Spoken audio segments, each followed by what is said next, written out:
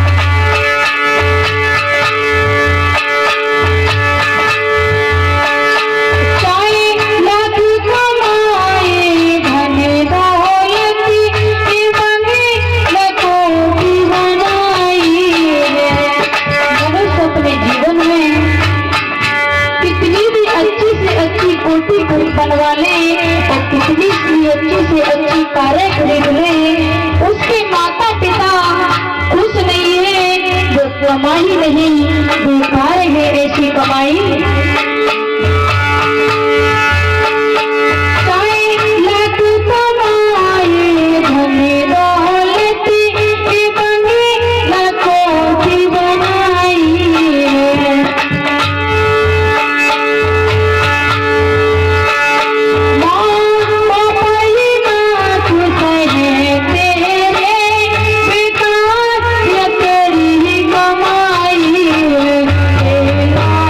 नहीं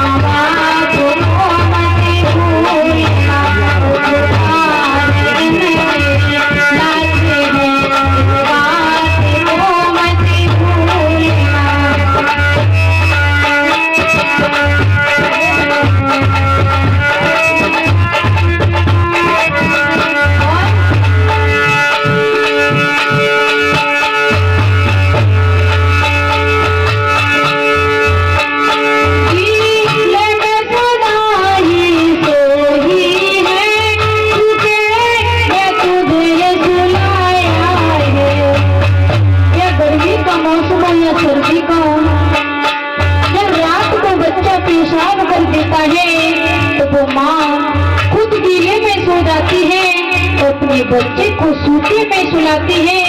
सबसे ज्यादा उपकार और एहसान है हमारे जीवन में तो वो हमारी माँ का है।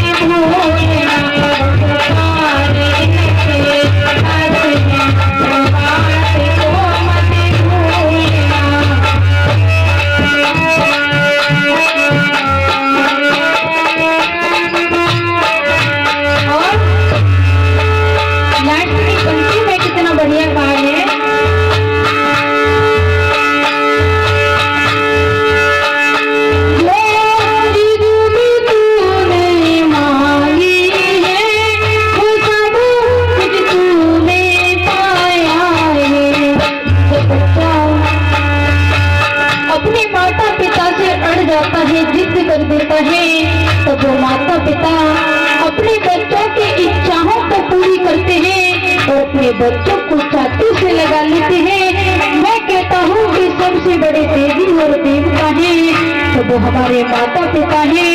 हमें ऐसे माता पिता से आशीर्वाद लेना चाहिए।